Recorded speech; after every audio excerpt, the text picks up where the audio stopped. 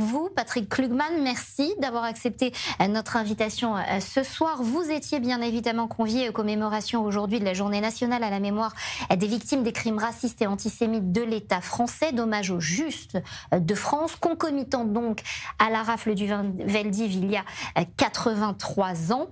Vous étiez présent sur place et puis vous avez pris la parole, Patrick Klugman, avec une exhortation, une demande que le détournement, on l'a entendu, de l'accusation de génocide entre dans la contestation de crimes contre l'humanité. Cette exhortation, vous l'avez commencée avec une référence à Alice au Pays des Merveilles. Pourquoi ?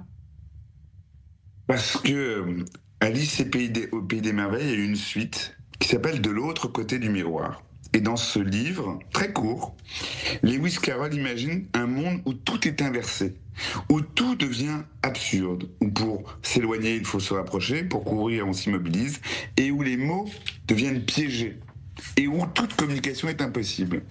Et en prenant quelques exemples, je me suis demandé dans cette cérémonie officielle, dans cette circonstance, si en fait on n'est pas totalement basculé, ou on n'est pas en train de basculer de l'autre côté du miroir.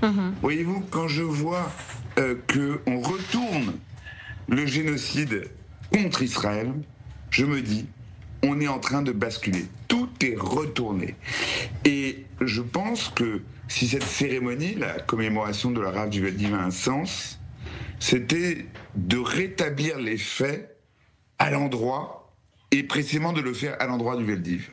C'est ça que j'ai voulu dénoncer en m'associant à la proposition de Caroline Yadan de pouvoir réprimer les abus dans l'accusation de génocide au titre de la contestation du crime contre l'humanité.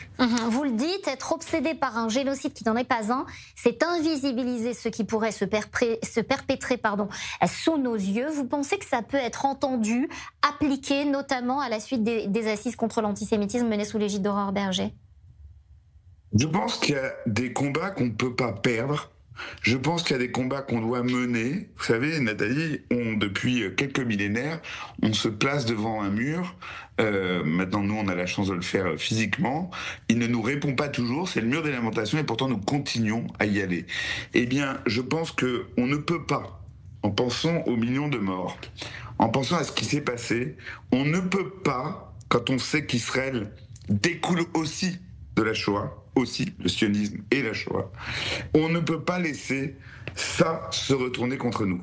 On n'a pas le droit de le faire. Je peux vous interpeller, Patrick Klugman, sur ce point-là, puisqu'il m'a, à la lecture de votre texte, interpellé et gêné presque, j'ai envie de vous dire.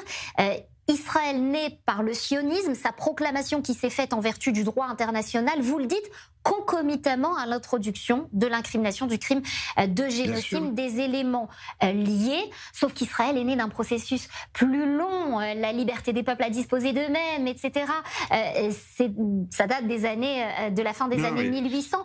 Est-ce que le problème, un instant, cher maître, est-ce que le problème, il n'est pas là aussi dans les narratifs qui se confondent aussi d'une certaine façon? Est-ce qu'on rentre pas dans le fond du problème là avec ce narratif? Nathalie, moi je vous encourage à regarder le narratif. Vous savez, comme avocat, je dis toujours, un dossier, c'est toujours une chronologie. Eh bien, notre histoire, c'est évidemment une chronologie. Tout notre rite, d'ailleurs, est empli de récits, de narratifs et de chronologie. Mais en l'occurrence, l'État d'Israël, le plan de partage de la Palestine par l'ONU préalable à la création de l'État d'Israël, c'est au mois de novembre 1947. Vous avez la déclaration d'indépendance de l'État d'Israël, 14 mai 48, et vous avez la convention de prévention et de répression du génocide, le 9 décembre 48. Tout ça dans une même période de temps. Mais c'est pas par hasard. Et c'est ça que j'ai dit ce matin. Israël, c'est pas un génocide, c'est la réparation d'un génocide. Et c'est pour ça qu'il faut remettre les choses à l'endroit. C'est pour ça que Israël, c'est pas un crime, c'est la réparation d'un crime.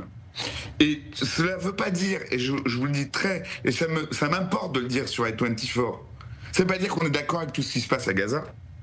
Ça ne veut pas dire qu'il n'y a pas des déclarations publiques israéliennes qui sont outrageantes compte tenu de notre histoire.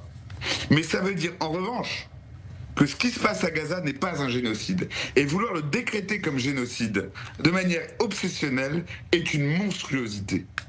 Et merci Et de ça, l'avoir il faut la souligné. dénoncer.